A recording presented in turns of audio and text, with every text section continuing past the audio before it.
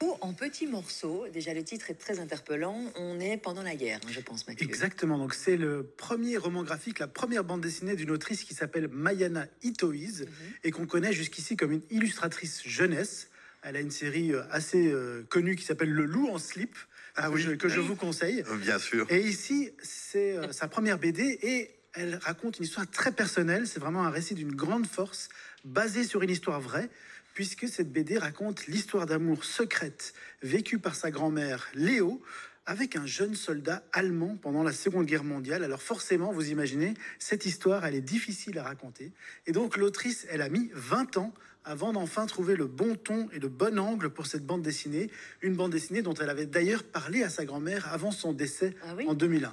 Mais quand on feuillette l'album, ça démarre pas pendant la guerre, on est dans les années 60. Ça commence en 1965. Alors il y a Franz, un ancien soldat allemand, qui fait visiter le Pays Basque à sa femme, là où il avait passé quelques mois en 1942, et il lui propose de s'arrêter dans l'auberge où il était logé avec son régiment. Et à sa grande surprise, c'est Léo, donc la jeune fille qu'il connaissait à l'époque, qui lui ouvre la porte. Ils sont contents de se retrouver, ils échangent leurs souvenirs.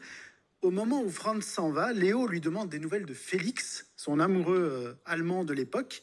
Et Franz lui apprend un peu froidement que Félix est mort sur le front russe en 1942, quelques semaines à peine après l'avoir quitté.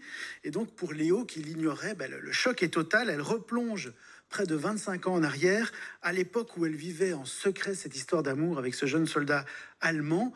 Et donc pour nous aussi, c'est un flashback vers ces années-là. Et regardez, c'est étonnant dans l'album, il y a des calques. Oui, c'est ça, c'est la très bonne trouvaille graphique de ce livre, c'est d'avoir intégré des véritables photos de l'époque, donc des véritables photos de la famille de Mayana Itoiz, mais de manière déchirée et sur du papier calque. Donc ça permet à l'autrice de montrer des vraies images tout en gardant quelque part une certaine distance, une certaine pudeur. Oui, ça amène beaucoup d'émotions dans le livre, parce que comme elle le dit elle-même, ça donne l'impression que c'est comme des fantômes qui reviennent.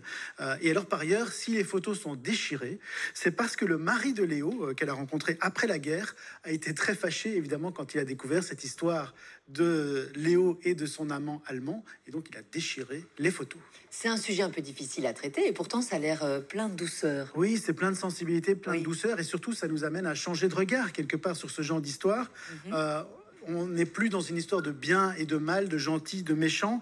Les relations avec des soldats allemands sont vues un peu de manière plus nuancée, parce que ce qu'il faut retenir de cette histoire d'amour, c'est que c'est avant tout une histoire d'amour entre deux jeunes de 16 ans, une jeune française, un jeune allemand, tous les deux un peu perdus dans cette guerre. On va pas leur faire porter la Deuxième Guerre mondiale. En fait, quelque part, ils étaient un peu dans leur bulle à ce moment-là.